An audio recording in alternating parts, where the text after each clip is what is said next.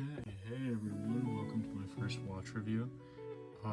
This is a little different than the other content I've made in the past, and I'm very excited to move into this new phase of content. But that's enough preamble. Let's get into why you've probably clicked on this video, probably the reason you clicked on this video, which is a watch review. And today I want to start off this new series by kind of showing one of the more important watches in my collection. And this is important to me because it's kind of like the first watch that really inspired me to get into watches and start collecting them. So this first watch is a limited edition SeaTurtle.Ocean bronze sea turtle from the Chinese brand Boderry, which can be found on the Boderry website or AliExpress, but currently it's sold out, and it will not be restocked as it's limited edition. Alright, so I do want to apologize before getting into this review about kind of the lighting. It's not exactly perfect. I didn't really have anything to backlight it, so it's just gonna be a shadow and a little bit pale. Nothing I can really do about that. So while this watch is currently sold out and will not be restocked as its limited edition, when I purchased it, it was actually on sale, even though it's a limited edition, and the original MSRP was about $199, I believe, and there was a version that was titanium. That one was $179. But that's also sold out. There's other models that aren't limited edition, but just those two are the ones I know more, and they're both sold out. So I actually, when I got it on sale, it was probably about $150 or less, to be honest, so I got a good deal on it, in my opinion. Yeah, so with that differing price, that's because this one right here, this is bronze, as you'll see when I open this up. This one is bronze, whereas the other one was titanium, which I guess is cheaper, although I think it might be more durable. But yeah, so with this in mind, there are some things to note about this watch. It's clearly dive style. However, with it being dive style, it actually doesn't have, here, let me see if I can focus this better, but it actually does not have a great water resistance. It's actually only about 100 meters water resistant, which, you know, you don't have to worry about it getting wet unless you're actually a diver. This wouldn't really be the specs you're looking for in a diver. And if you're wondering why this image isn't coming up very clearly or focusing that much, it's mostly because I'm filming on an iPhone, to be honest with you, and the lighting is poor, so that's probably the biggest reason. But yeah, so this watch is very special to me, so let's get into the specs a bit more. So I just want to take a second here to actually appreciate the packaging.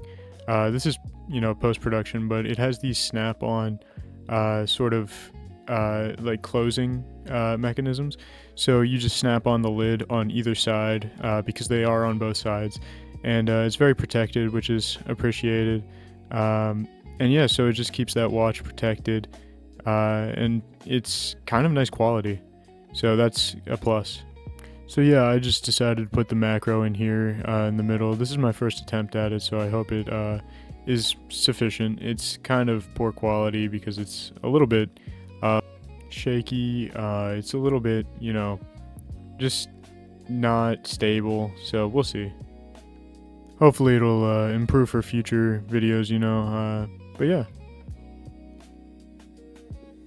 Alright, so back to the watch itself while the camera is shaking a bit. Obviously the dial is quite stunning, so let's just take a look at the case back for a second. The case back is, you know, clearly engraved rather than an exhibition case back, so we don't get to see that movement. But the movement is a Japanese-made movement, not Chinese, despite this being a Chinese watch. The movement's actually a Miyota 8215, which I feel is pretty satisfying. So there is a unidirectional bezel, or it's supposed to be unidirectional, but just had some backplay right there. which is kind of a knock on the watch, but I have had it for a while. It's supposed to be no backplay, but there is just a little bit, and apparently when it's up here a lot. Let's try that again. Well, now it's working. Anyway, so this is obviously a diving function to time dives. However, it's not really a diving watch, let's be honest. Although it does have 100 meters water resistance, as aforementioned. You know, it doesn't really do much for timing a dive, or, you know, just kind of diving in general. It's not enough depth. So yeah. So this limited edition is also sort of different, not just because it's bronze and features this on the dial, which I should mention is different because it's typically a hexagonal pattern on the dial. If you look at some of the other models in the range, which I might throw up on screen, but they also are made of different materials. Most of them are titanium and feature a rubber strap instead of this genuine leather strap. As you can see, it says genuine leather. It's a little bit wet because I have used it in water, so it's kind of hard to read, but it does say genuine leather, 20 millimeter strap. But honestly, it's quite comfortable. However, it doesn't really match my wrist size, so it's a little bit big on my wrist, which is unfortunate. So I might have to swap it out for a different strap later on. Now, I'm actually going to set this to the correct time. I didn't set it because I wanted to show off a feature, which is, first of all, the date wheel at the 3 o'clock, and it is a screw down crown. So let's just unscrew that and set it to the proper time, which would be, well, first we got to set the date wheel a bit, because obviously you want to sort of get to 6:30 on it before you actually change the date. So let's get it to 6:30, which it just flipped over to 18, so we know it's for the morning, which makes it a bit easier.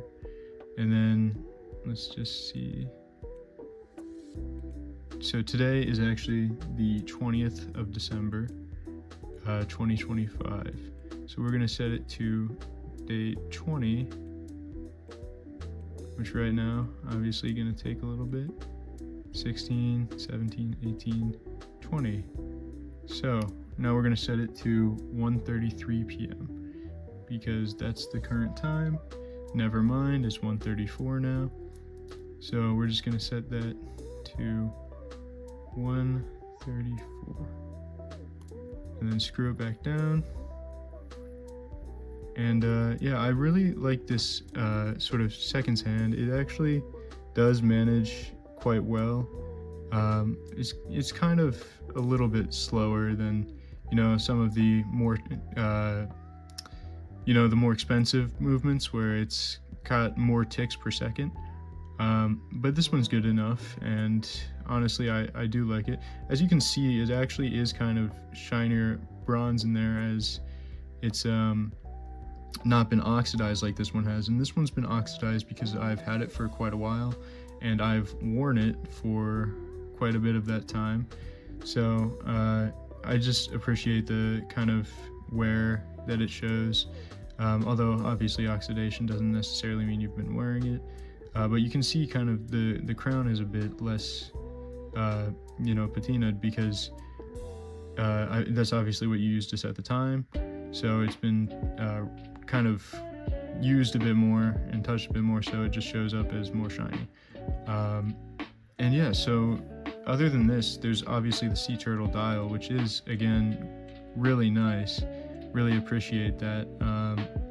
But yeah, I mean, this was the first step in my watch journey. So I really appreciate this watch a lot, and it's very special to me. Other than that, make sure to hit like, comment on the video, and subscribe.